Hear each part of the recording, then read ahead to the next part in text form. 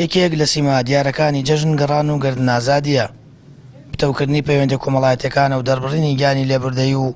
دەست لە ملانێ و وەلانانی ڕقوکینە و بڵاوکردنەوەی خۆشەویستی لە ئاکارە جوانەکانی وڵاتیانە لە ڕۆژانی جەژندا. ئەمە سەیسە خۆت بینی جەنابتان بینیتان زۆر جوانە و زۆریش ئینسان فەخری پێوەکە مامۆستاگیان پەیوەندی نەک هەر ئەم ماڵە هەموو ماڵێکی ئەم هەڵەبجە بە پەنای خۆ هەر ئاوایە ئیسێش هەرە گەڕێن ئەوان چۆن هاتکن بۆ لای منش ئەشێ بچم بۆ لای ئەوان ئەم دیێ و ئەو دیێ و منژە بێ بچم بۆ لای ئەوان خۆ پەیوەندی کۆمەڵاتی ئاوایە ناکرێ هەر ئەوان بێن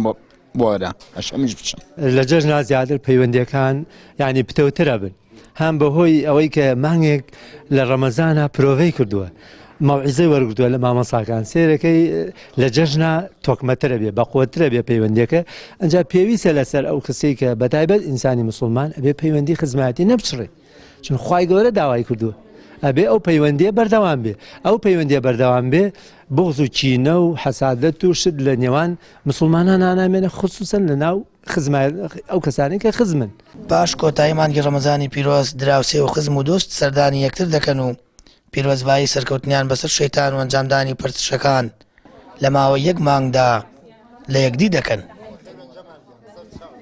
چاکە ئینسانە گەرەکینەی مسلمانەکەی زۆر بەهێز دەکا و ئەشێ بگەڕێت لە هەرچی خزم و شتو هەیە باوانەکەم ناوێت هیچ لە دڵتان بێت ئەگەر ئەوە نەوێ کۆمەڵایەتی نی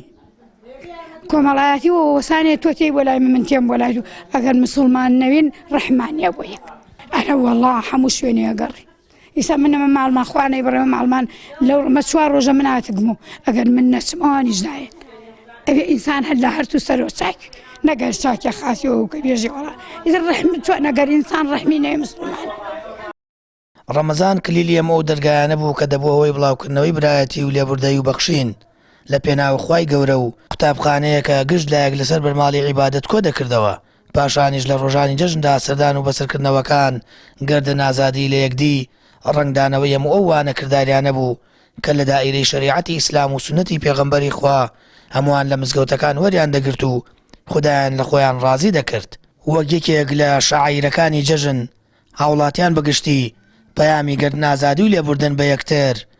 دەگەیەنن. سامان فەتاح کەناڵی ئاسمانی پەیام هەڵەبجە.